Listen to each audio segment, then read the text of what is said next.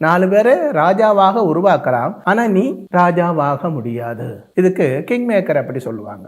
அதே மாதிரி 4 பேருக்கு நல்லது செய்ய முடியும், 4 பேரை வளர்த்தி விட முடியும். ஆனா உன்னை பொறுத்த வரைக்கும் இப்படித்தான் இருக்க முடியும்.